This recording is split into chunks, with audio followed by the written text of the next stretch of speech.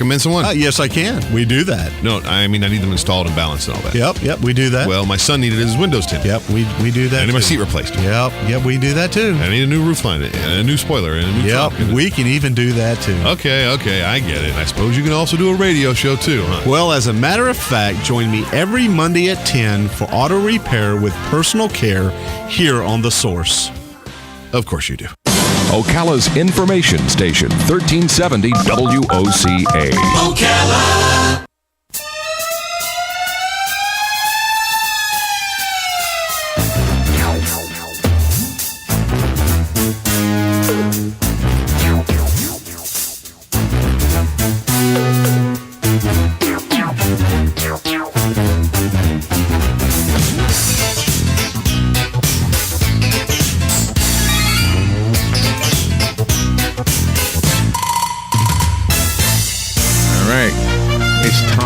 For Professor Gadget. Jim George is in the studio. He's the guy who answers our questions about all those devices, how to use them, how to recharge them, and how much they cost sometimes. And of course, this whole thing with Jim started out because he is the guy who owns American Cable Services. So it used to be that our conversations were always about cable TV and a la carte services, etc., and programming, and that still shows up. But any of the above are all good topics if you want to call in and ask Jim a question. And Jim has a guest today. David Harden is in the studio with us. He's been with us before. He is with American Heritage Land Surveying, and there's a pretty cool topic that you guys have been talking about regarding the flood zone changes and how it affects our homeowners insurance. So, right. But before we get into that, good morning to both of you. How are you doing? Good morning, Brian. Doing well. How you doing, David? It's been a long time. Yeah, well, thank you, Larry. Enjoy coming back. Do you know, before you talk about what you do, I have to tell you something that's kind of coincidental. What was it, just yesterday or 2 days ago? Jerry Steele from Jerry's Pawn and Gun. He's an advertiser. We were talking to him on the air, and he was saying, I don't know how many people will need this kind of a thing, but I've got a lot of surveying equipment. Oh, there you go. And I said, well, could I use that? And he said, no, you wouldn't know how to use it. That's right. So it's got to be a specialty. I mean, you would be able to use it, obviously. Absolutely. So I don't know if you're in the market to buy anything, but what kind of equipment, what do you use? Well, I'll give you an example. A typical Garmin GPS that you put on the dashboard of your car. Yeah. You might spend $150 or $175 for one of those. Right. Land surveyors use GPS equipment that could cost as high as $25,000. And the difference is the degree of accuracy. You know, GPS will put you within 5 feet of where your destination is, but surveying equipment will usually get you much closer within a tolerance of a quarter inch anywhere on the face of the world. That's amazing. Yeah. So when I was a kid, 1960s, they widened the street that I grew up on, and the surveyors put a stick in my father's yard. And he said, who put this here? And he pulled it out. No. Now, back in those days, that surveying equipment, was that accurate as well? Oh, certainly. Yeah, it was accurate, but it was what we call conventional surveying equipment. It's been around for 150, 175 years. When I first started surveying, my first piece of survey equipment was manufactured in 1910. So I wonder what they have at Jerry's. I wonder if it's the technology changed. Old stuff or the new stuff? Yeah, exactly. In the last 35 to 40 years, we've gone from conventional surveying to everything is almost digital now. High technology, high accuracy. Even the number of workers on a survey crew has dropped down from 4 to 3. Now it's down to 2 because of technology, and you only need 2 people in the field. You need at least 2 because you have to have one person on point A and one on point B, right? Well, in some cases, you could actually do it with one person because you set up the device and it follows you. It tracks you around the job and tells you where you are horizontally and vertically. Does it talk with a British accent like the one in your car? They have audible systems that will talk to you. Yeah. Wow. Boy. So, Jim, you said you're going to put a fence up around your business? We are. We have the satellite dishes up right now, and we're getting ready to add another satellite dish, and we're right across the street from Signature Brands. And, of course, in the morning when that smell from Signature Brands comes over and it smells like vanilla one day. Is it good? Oh, boy, it drives you absolutely crazy. But the big trucks, they don't know where to park. So where they park on our property.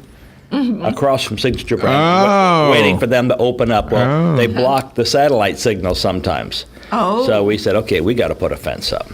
And we'll only put it up just enough to make sure that they're far enough away so they can still park there, but they won't be parking, too close to our satellite dishes. Do you own the tower that we use over there? We don't own the towers at all, no, but we utilize the towers. But we have an antenna on Yeah. one of those towers. Yes. I guess that's what you call it, right? Well, you did. I think you moved over by Martin. Oh, we don't have it anymore? Boulevard. No, you moved to another tower. But you're looking for another tower, I believe, somewhere down by the villages to help strengthen your channel. Yeah. Which would be great. Yeah, it's a technology that's beyond what Robin and I know. In fact, most things are beyond what we know. In fact, most people in this business have a better radio voice than we do. Oh, no. And David has a better radio voice than we do, and he's not even in the business. Yeah. So. I had to do something to compensate for my poor looks. So You sure do have a great voice, though. there you go. So, You were talking, Jim, that you have gotten a few calls from people wanting to know when your services are up, and you've got a new channel that you will have on board soon. Right. We signed with Ride TV, 24-hour-a-day horseback riding. And they cover everything from the workhorse to the dressage horse to the, all the different types of horses. And they told me they were in Ocala a couple of weeks back looking around because they realized this is the horse capital of the world. And no one carries their channel. And I said, well, I'll be carrying your channel. So we'll be launching by August. We've already got everything up and running. We are adding one more dish to bring in more satellite channels. Dave Harden will do the survey for us for the fence. Oh, nice. And we'll put up the fence, and then we'll be off and running. oh, wow. Yeah. Did you see this, or maybe you heard us talk about this website that'll guess your age, or it'll tell you how old you look? Oh, that's exactly what I need. Do you want me to look up your age? I can look it up. Yeah, Methuselah.com. All right, so you had a real serious thing you want to talk about, which is the floodplain, right? Yes. So how'd yes. that come about? What is it? Is it the county or the state that's saying you need this? Well, actually, it's the federal government. It's through FEMA, the Federal Emergency Management Administration. And they, this goes back decades ago when we had a tremendous amount of property damage through the Tennessee Valley. Remember that years ago Yeah, when they built yeah. the Tennessee Valley Authority? Yeah. And some of that damage caused the federal government to say, we need to adopt some sort of nationwide program where we can identify potential flood areas, and that's how FEMA came about. Now, FEMA's migrated a little bit because now they're also Homeland Security.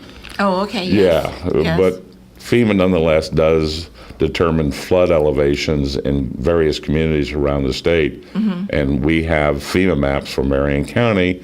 Oftentimes, a homeowner will get a notice from their lender saying, "Oh, we've learned that you're in a designated flood zone. You have 60 days to get flood insurance."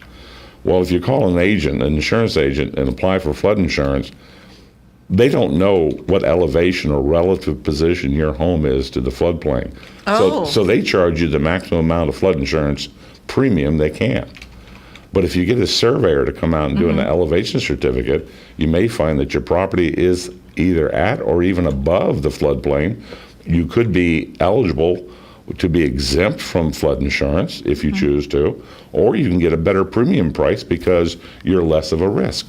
Heritage Hills has always been a bad area for flooding on Northeast 3rd Street. Ever since we moved here in 1973, the city always had to come out with their pumps as soon as it started to rain and set them up so you could pump out all that water into their sewer system. Right. And So as- they would be a prime candidate for flood insurance. Exactly. And as time evolves and our technology and ability to divert and transmit water from one place to another, and obviously you want to transmit that water to a place where there's no inhabitation, there's no homes, there's no potential property damage, then the need for flood insurance becomes less and less. But oftentimes you can build a new home and build it in the flood zone, but you build the house above the elevation of the floodplain.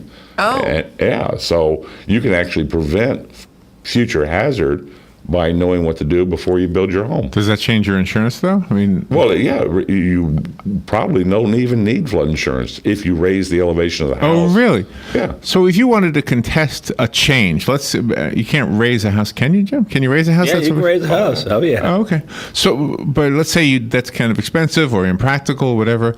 So now it's never been a floodplain, and all of a sudden the government says it is a floodplain. Right. Can I call you and Yes, the surveyor, a licensed professional surveyor will determine the relationship between the finished floor and the ground elevation around your home to the floodplain.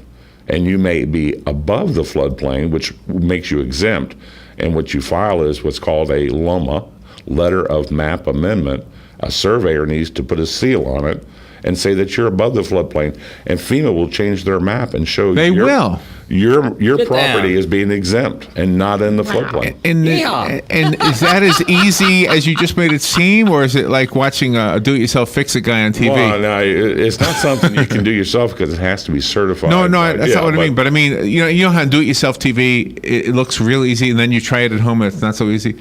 But you just made it seem real easy.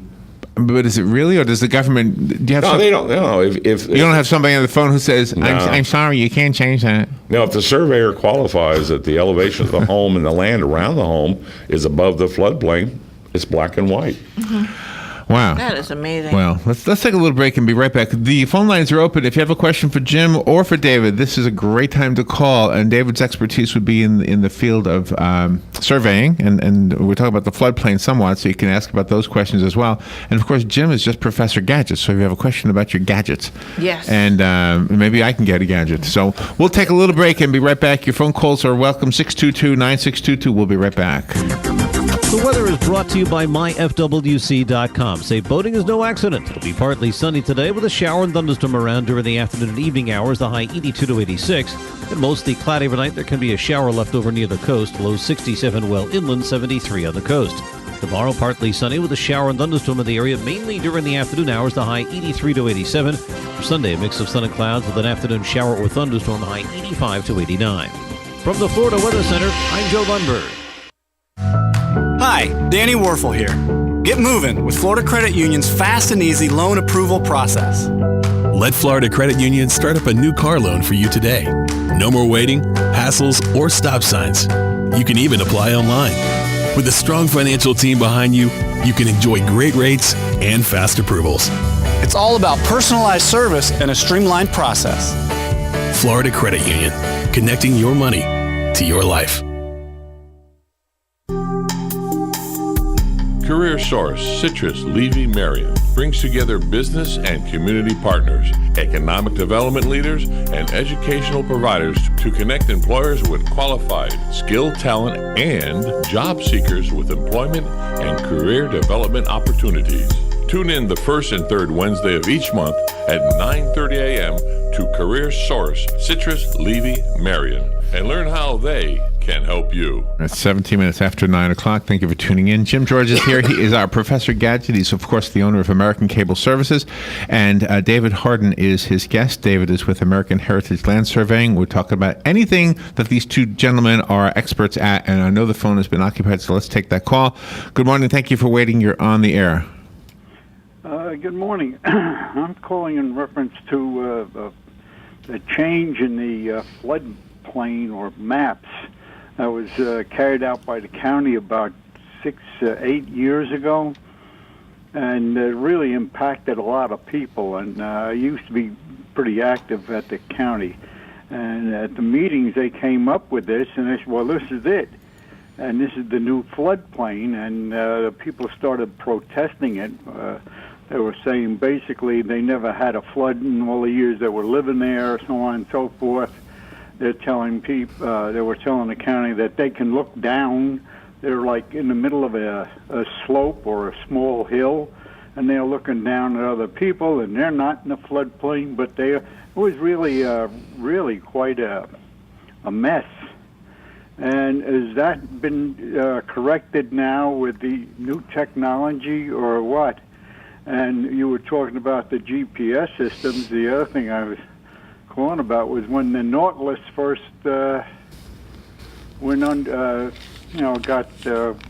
to sea, our first nuclear-powered submarine. And they went around the world, and they were using a system. I don't think it was GPS or anything like that. They were underwater, so they couldn't use the normal means of navigation at that time. And they used like a dead reckoning system, and they went around the world, and their degree of accuracy was a quarter of a square mile. Wow. When they came up, and it just boggles my mind how things have changed since then, and to be around to see it is something else. But I'll hang up and listen to your statement on how these people figure this out. Now, the other thing is the county said, well, this is what the state and the law and everything else, and the people had a hard time fighting for getting their houses rezoned or repositioned in the floodplain maps. I'll hang up and listen. Thank you. All right. What do you have to say about that? Well, anytime some new obligations are placed on the public through government, the first normal reaction of every American is, how dare you do that to me? But over a period of time, now that was in 2008, as I recall. And since 2008, we've got 7 years of using these maps. And oftentimes, again, we've determined that some people are exempt from that because their elevation of their property is higher than the floodplain. So really, you have to do it on a case-by-case basis. And when someone says, I live in a neighborhood with a designated floodplain, every neighborhood is different. The elevation of that floodplain could differ a quarter of a mile away because land is not flat. It looks flat, but it's really not. So have you, or any of your colleagues, actually measured to see if the oceans really are rising? I mean, we've been told that they'll rise an inch every 10 years or something like that. Yes. Is that true? Well, that's more of a geological statement than a surveying statement. But yes, everything I've been reading indicates that the water levels are starting to rise in the seas. But that's happened hundreds of times before. This is not the first occurrence. Does it go back down? Or? Oh, of course. I mean, 10,000 years ago, we went through an ice age, and that ice age basically bottled up all the seawater. And at that time, probably more than likely, a significant amount of Florida was either underwater when it melted. Okay. And then the sea levels normalized, and they're where they're at today. But they claim that as the ice melting, and we're going to have higher sea levels, and coastal areas will start to flood.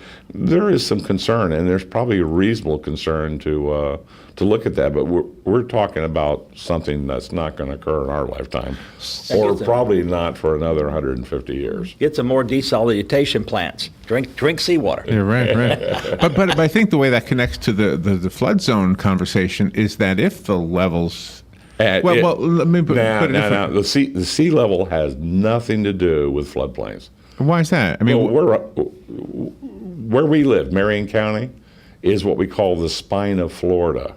If Florida was a human body, the spine would be the center of the body. This was the first area that came out from the sea.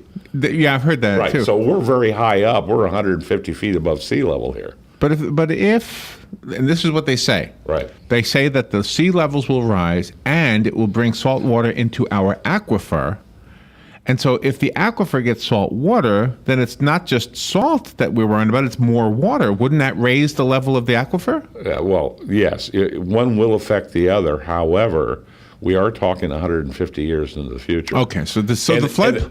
And the technology 150 years from now, so then we will probably have personal desalination cups that you will literally scoop water from any water body, and it purifies it instantly. Wow. So then how come they changed the water plane maps if the water level hasn't changed enough to even worry about it? Rainfall, you got to remember that FEMA came along. This came along in the mid-'80s. And it really got hot and heavy. And they went through major metropolitan areas first, and then they branched out to secondary-sized communities like Marion County. When the FEMA first came out, they were doing Miami, Orlando, Tampa, Jacksonville. And then when that was all done, and they designated where the flood zones were, they then went to the smaller counties where there's less population. So ours evolved in 2008 with the current mapping. Those floodplains have always been there. They were there long before FEMA came along. FEMA just identified with it. But you know what it sounds like when you talk about the insurance companies raising the rates on those homes that have never flooded, but they're now in the floodplain. What it sounds like to me is like, let's say you're a safe driver, right, for 30 years. You never had an accident, right? But then somebody does a study that says people who are your race or your age, who fit your description, are more likely to get into a crash, and so my auto insurance company raises my rates, and I've never had. I don't think they should raise the rate. Well, If you haven't had a flood. Here's a better analogy. When you say all 21 to 25-year-olds are a high risk, okay? So they all get charged high premiums for auto insurance.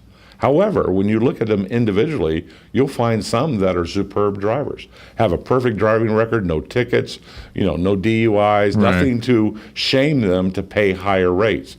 And the insurance companies actually give them a benefit. They lower their rates. So the more risk, the higher the premium. Right. The less risk. So a surveyor comes in and will qualify that is a better analogy. that you are less of a risk. So as a consequence, you can get a lower premium. So how much does it cost? Can I ask? Price? Oh, it varies. It depends on the number of structures. Sometimes you go out to a horse farm, you might have a main house, and then you've got 6 barns and paddocks and all the other things. So the more structures, the more it is. But this is a typical single family, one building, $250. Oh, wow. Yeah, it's a very reasonable fee. But we've done horse farms where we're doing this on 12 buildings. It might be $850 or $1,000. That is not bad. That's not bad. So when a house has been surveyed incorrectly and there's a corner of the house actually on somebody else's property, I'm sure you've had some examples of that, right? We've seen that. Yes. Okay. Why do they try to rebuild the house and take down that corner? Why don't they just draw the line differently? I mean, yeah, well, usually the two owners will, if they can talk with one another and they're both reasonable people, they'll do what's called a boundary line agreement, in which they will agree to move the boundary over 5 feet so that the existing home. Does it always have to be a straight line, or can it be a crooked line? It can be crooked, curved, straight, triangular, doesn't matter. We rarely find boundaries that are just perfect squares or rectangles. They're usually geometrically in any shape, configuration you could hope for. And now Jim was saying that you're going to survey his property to put up a fence. Yes. Now, what kind of in-depth surveying does that consist of, as opposed to putting up a house? Well, the first thing we do is Jim says, well, I own this property. I pull all the research on it to see what surveys we've done in the neighborhood previously, because the more survey control I have set or I feel comfortable with, then I can lower the price to him and save him money. Oh, okay. Yeah, so it's like the more information I know, the smarter I am, and consequently he benefits from my intelligence. Yeah. And how far away from the property line do you have to put that fence? Is there a law, or can you put it right rule on of thumb, it's good to stay 6 inches inside your property line. Oh, okay. I always do. Yeah, that's a good rule of thumb. In Beverly Hills, where my mom and dad had property, there was like two roads and houses on each road, and in between the two, there was this like community. What do you want to say? Like municipal. It didn't belong to either one of them. It was like where the telephone poles were. Yeah, that's. I never saw that before anywhere else. It's called a utility easement. Some communities, particularly golf courses, they'll use it for overhead wiring for electric, underground telephone, and in some cases they actually put a drainage. If you're draining the street into a low-lying retention area over by the golf course, they'll put a corrugated metal pipe below the ground and funnel the water from the street out to a storage area. But you know what it did? It made it so they could have parades. This is my thinking. I've never seen a parade on their street, but there's no wires crossing the streets. Right. All the telephone poles are between the houses instead of on the streets. Right. So the wires serving both sides of the street don't have to cross the street. If you look at historical photography from the early 19th century, wires run both sides everywhere. And as time evolved and better design characteristics became commonplace, then the power companies decide, we should just be on one side of the street and not. And then oftentimes they'll actually go underground to the other side to avoid having an overhead wire, which is a risk. So are you primarily outdoors all the time? Are you I'm what's called an armchair surveyor today. Oh, okay. Yeah, I have crews that are in the field, and they conduct the surveying, and they bring the tabulated information back to me, and then it's my job to interpret it and then digest it and then produce a survey. Do you need, Jim? When you lay down cable for cable TV, do you need a survey to actually show you where the wire goes? Where the cable goes? I don't necessarily need a survey, but I do need to know where the boundary lines are, because I must be inside the easements. Oh, okay. I must be. Yeah, I can't go on your property or anybody else's property. So I have to stay You can go in on the mine, it's dedicated. okay. Dedicated. Yeah, that's what they say. That's what they say.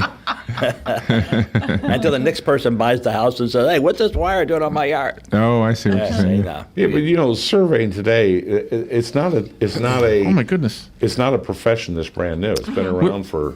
We're right 10,000 against the years. clock. I wasn't paying attention. Thank you, David. Thank you, Jim. Yep. We'll be right back. Fox News Radio, I'm Lilia Wu. Recovery efforts underway in the crash of the U.S. Marine chopper lost during a Nepal quake rescue mission. U.S. rescuers are on the ground. Officials in Nepal say 3 charred bodies were discovered, but no survivors were among the wreckage of the Huey helicopter discovered some 8 miles from the town of Cherikot, where it had gone missing. But that is not confirmed by U.S. officials. Fox Radio's Jessica Gallagher. The jury in the Boston Marathon bombing penalty phase continuing deliberations after wrapping up their first full day. Boston Marathon bombing jury has now clocked 8.5 hours of deliberations, sending them home Thursday. Judge George O'Toole saying they'll find it pleasant to think of other things besides the case. Fox Radio's Bill Marcus.